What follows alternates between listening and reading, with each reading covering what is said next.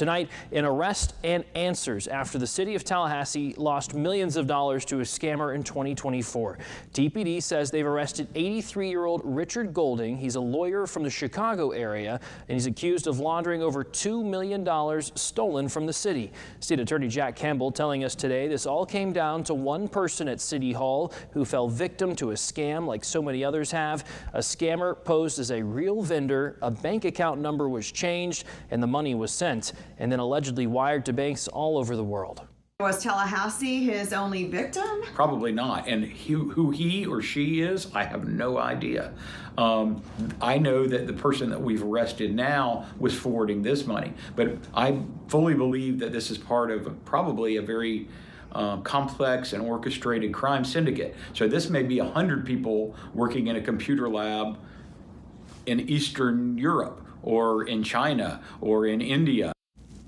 Prosecutors believe others were involved in the scheme, describing it as a syndicate.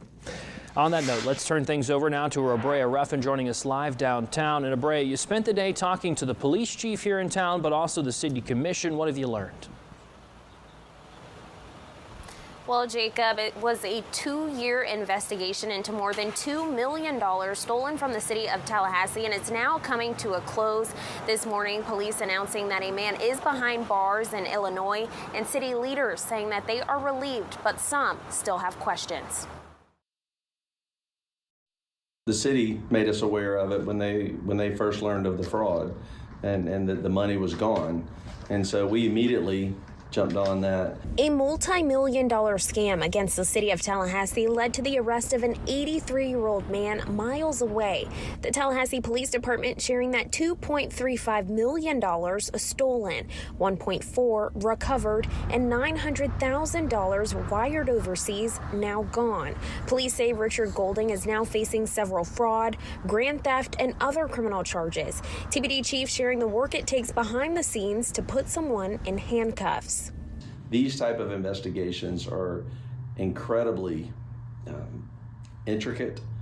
They are complex, and what the detectives have to work through to follow that money, especially when it goes overseas like this one did to Mexico, to figure out where that money went, how it was laundered, where, and track all of that. Takes a lot of time. Mayor John Daly sharing his gratitude to local law enforcement while addressing community concerns of transparency and unanswered questions along the way. It's a prime example. Yes, cybercrime is real, but we have one of the best investigative teams in the world, and with their due diligence and patience, I believe we've recovered nearly $1.4 million to date. But I cannot stress enough the importance of giving Tallahassee Police Department the opportunity to thoroughly do their investigation. They are the best, and they did a great job on this case. We spoke to commissioners about what this means for the city of Tallahassee going forward. While many feel relief, some are still left wondering what exactly happened and wanting even more accountability going forward. As changes have been made, you look at what may have happened, what may cause that compromise, and you secure that, you prevent that from happening again. We still don't have the information of how the money transferred from the city. Was this person a middleman? Was there a thief directly tied to the city? This isn't mission accomplished. This is just step one.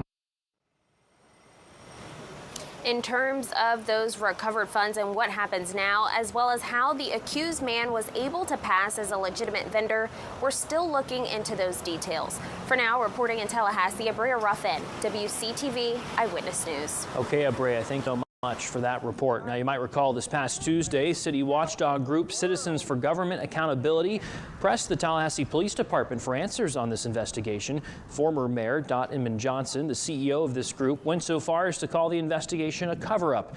Today, she is praising the number of law enforcement groups that worked on this case, but also wondering if it was really solved and if all the people involved are arrested yet.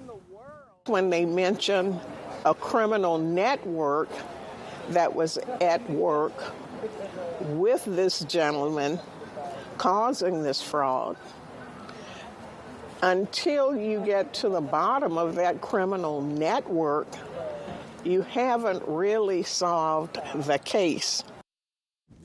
Johnson also questioned if anyone at City Hall got demoted or received new training after the scam. WCTV previously reported that city records don't show anybody in the treasurer clerk's office receiving any discipline for this